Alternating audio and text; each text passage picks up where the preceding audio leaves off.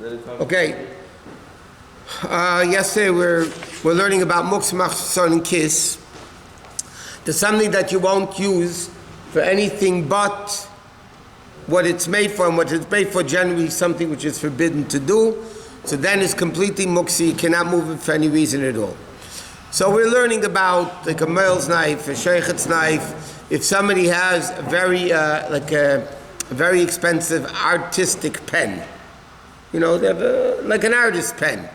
So again, they're not going to use it just to write a letter. It's too expensive. So that's also, it's worse than a regular pen. A regular pen is kelish melachot if you can move it, let's say, a gufi mekayme. But if it's a very expensive artist pen, or according to many opinions, interesting, expensive writing paper that you won't use stamp for notes or whatever. It's calligraphy pen, paper like that. Huh? Parchments? If it's a parchment that is important, you wouldn't use it for anything else but what it's made for. Yeah. It's Muktzeh, Machzor, and Kiss. It's not Kabbalah. Anything that's very expensive, it's made primarily to do something forbidden with it, and you won't use it for anything but, so that is completely Muktzeh. For instance, the poskim are like this. Driver's license, car registry, we said that yesterday. Anything that, again, you're not going to use it because it's expensive, that's completely Muktzeh. You can't move it for any reason whatsoever. Nope. You have to leave it there. Even if you need the place, you have to leave it there. Shinui doesn't always help. We'll learn later when we get to those dinim. It depends if it's for the sake of the Muktzeh or not. Kalachayad, there's tut, there's kalachayad, there's shinui. It's a lot of different dinim. Okay, the next category of Muktzeh is also a very strict Muktzeh, so to speak. It's called Muktzeh Machmetz Gufay. It's Muktzeh just because it's Muktzeh. In other words, it's not a utensil, it's not a vessel, it's just, and we're going to learn a lot of examples of that, which is mamish considered Muktzeh. Okay, for instance, what? A lock? Rock. We'll get into that right now. Money, coins, currency, metals. For instance, if you have a gold coin that's used as currency, it's Muktzeh. But if you took a gold coin and made it into a necklace, then you designated it for something permissible, so then it wouldn't be Muktzeh. But if you have a coin that's used as currency, money, coins, all that stuff is completely Muktzeh. Again, if there's a story I heard that it was in the one of the wars, somebody came to the previous Rebbe, and the Friedrich Rebbe gave him a coin, and he told him to sew it into his talis cotton, and he should always have it with him. So this is the way the story goes. So he went to ask a shaila by a Lubavitch Rav, who was the Rav of Bais Din in those days, and he asked the shaila, what should he do on Shabbos? Can he carry it? Can he wear the talis cotton on Shabbos? So after much thinking, the Rav said, no, you can't. Now let me explain. There's a din over here called kameya. Kameya is an amulet. An amulet that's mumcha, from an expert, it's not muktzeh, and you can carry it on Shabbat. I mean, in a permissible way. If it's not of an expert, then it is muktzeh.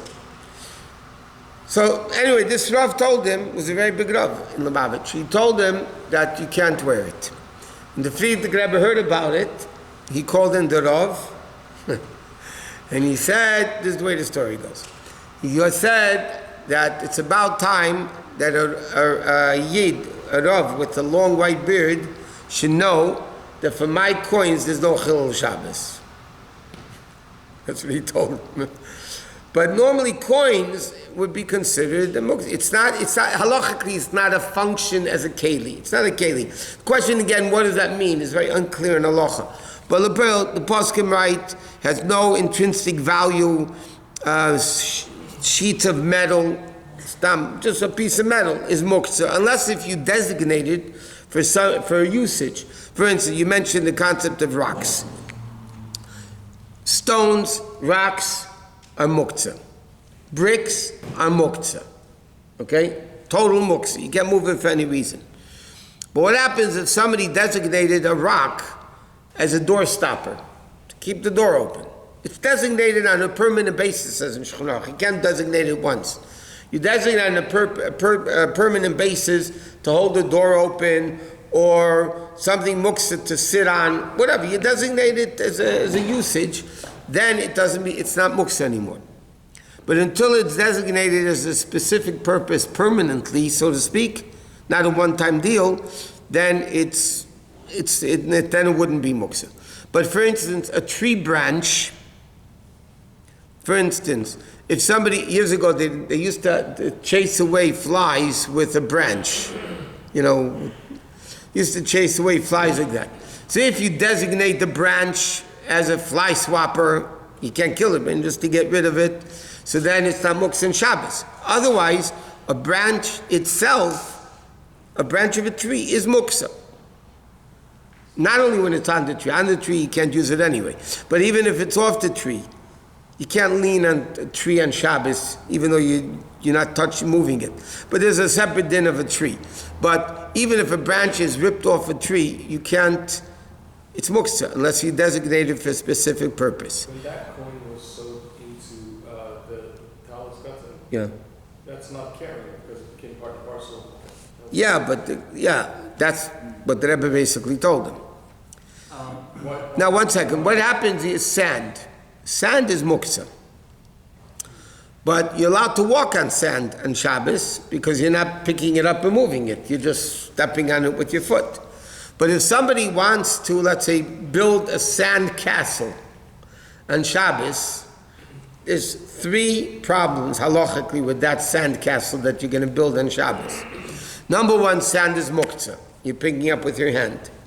Secondly, in order to build a sand castle, you need to make it wet. Once you make it wet, that's the concept, the malacha of losh, which is kneading, like kneading dough. When you add water to flour, you're kneading the dough. When you mix water with sand, you're making many fine particles into one. So you then losh. And then if you build a sand castle, it's rabbinically forbidden because of building. So if somebody builds a sand castle on Shabbos, they have muktzeh problem, losh problem, and baina problem. What? But if it's dry and you designate it to play with sand for kids, it's sandbox. If you designated it before Shabbos, I didn't say a sandbox. If you have a sandbox and you designate the sand as a game, plaything for the children, then it's not muktzeh. Isn't sand always designated as a sort of...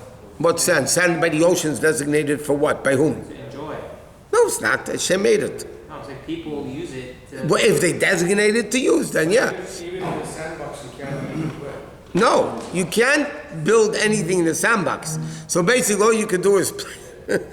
It's not very exciting to play with. You can't make anything by it because once you shape it, it's the malacha baina. And if you put water in it, so it's Vaad Rabbonim also. That's why I said it's rabbinically forbidden. What? If we're Shabbos at a beach house, what do they designate? Sand as good as possible. Well, there are a lot of different categories of that. Sometimes verbal is enough, sometimes mental enough, sometimes you need an action. By sand, you can't just say, planet, all the sand in the world, you know what I mean? It has to be designated more than just thinking about it. And what's the length of permanency when you designate something? That's the law. In Shulchan Aruch it says on a permanent basis. It doesn't mean leil and void, nothing's going void. No, But like you want to use it for a few months. It doesn't say that amount, but... Say you go to a hotel and you need a door stopper, so you have a rock. Can I say... If you designated it for the duration of your stay there, then it's for the duration of your stay, it's permanent. But you can't just, what? Do they feel building and designated sandbox? Little kids, like 2, 4, 5. No. They could build something like Again, but then they're mixing water in it. So if they're under the age of 6 and they do it by themselves, Nobody has to stop them, including the father. Once they're the age of 6 and they're doing it, only the father has an obligation to stop them. So again, when the little kids want to build, if they're going to make water, make a sand castle with water, then there's another issue with that. For instance, a dead corpse, it's very interesting halacha by the way, a dead corpse is muktzeh. A dead body is muktzeh. And therefore you're not allowed to move a dead body. There's a lot of halachos, if somebody died, where the person is, if it will be disrespectful. So there's a lot of dinim involved, but generally speaking, the din is a dead body, a corpse is completely muktzeh. You can cover it, but again, you're not moving it, so it's not a problem of muktzeh. Yeah. What? Animals are muktzeh, but they're not a companion animal for a person. As a blind sea dog. No, companion animals, they hold them all the time. Animals, it's not going to help designating it. It's a big problem with people that have animals. They're muktzeh. Can't pick them up. Even your own pet? Even your own pet. Can you pet them? What? Yeah, touch them? You can, muktzeh you could touch. You can pet them. You can pet it, yeah, you can pet them. But you can't pick them up and hold them and cuddle it. If you could, What? you carry your Shabbos. You could take the dog for a walk as long as you don't pick it up. Because you carry it. There's a whole way of, there's a number of issues with a dog, walking a dog on Shabbos. So if there's an Eidav, it's not a problem. If there's no Eidav, you have to you can't hold the leash tight, because then you're carrying the leash. It has to be going down, what do you call it? Slack? Huh? Slack. Very good, thank you. Slack, and you have to be careful, then you can walk with it in the street. Why But is your pet muktzeh? animals are muktzeh. Why is it? Because animals are muktzeh. That's what Chacham say, animals are muktzeh. Because it's not it's not a utensil. It's not something that could be used. Animals are, by the way, another interesting thing. Dead animals are also muktzeh. They're like dead bugs. If you ever have a dead fly on the floor, it's muktzeh. Huh? Can't sweep it up? Only because of get of shorei, because it's bothering you and it's filth. But you can't carry, it's muktzeh. You have a slider in the house, you can push it onto a paper and take it out. That's not muktzeh. It is muktzeh. Yeah, but it could bite. They're not going to bite. So a bee, what do you do with the bee? Let it be. Service dog is a different story. Service dog could be a different story. It's not so simple. It's a very interesting machlekes in contemporary halacha about, normally you're not allowed to bring a dog into a shul. It's halachically forbidden to bring a dog into a shul.